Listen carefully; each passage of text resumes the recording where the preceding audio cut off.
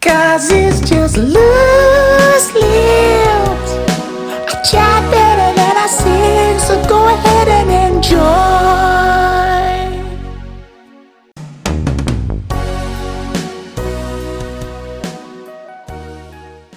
Well, what your position? Are you, because you mentioned before that the Western and the Eastern side of it.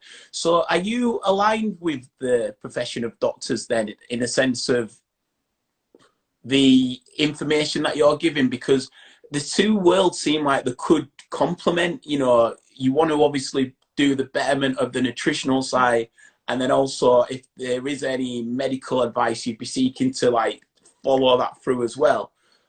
But I feel like it seems like people generally would choose one or the other, and that one would be the doctor because of just how we've been raised, basically. And almost, how do you shift that perception towards what you do? Because everything you've said at the minute is it's almost like the way you're breaking it down.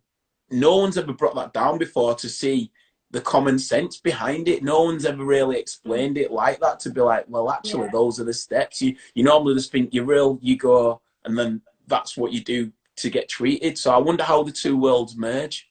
Well, that's a very good point, actually, because like I was saying, I'm sort of, what I do is called functional medicine. So traditional Western medicine, medicine is what you call allopathic. And what I do is functional medicine or complementary medicine. So it's a complementary therapy. So it complements what is going already on with doctors and NHS. Now, as I'm not a doctor by any means, you can become a functional medicine doctor, where you get a doctorate in functional medicine. But what I do is I complement what is going on through a doctor.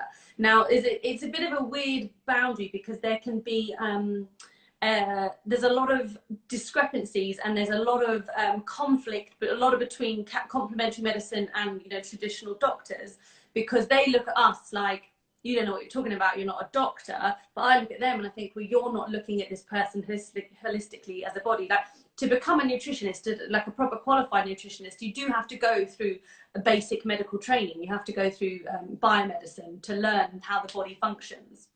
Now, that's why I enjoy being a nutritionist, is because I can see and appreciate where something is going on with Western medicine, but I can look at it in a different approach holistically. So you can marry the two together, which is what doctors generally in allopathic medicine don't do. They're very much like, I'm a doctor. That's where you're specialists in doctors, don't you? You've got like a gastroenterologist, or you've got a doctor that deals in hormones, but you don't have a doctor that looks at the body as a whole. So that's why I find, whenever I refer in clients, a lot of the time you're banging your head against the wall, because doctors don't see that there's a connection throughout the body. So there's definitely been a shift now, I think, because health and wellness is such a huge field of, everybody wants to know about health and wellness now, don't they? Even if they're just dipping their toe in it and drinking a green smoothie, they're definitely getting a little bit more interested in it. And doctors, some progressive doctors are definitely starting to see the benefits of looking at the body holistically, and also nutrition wise.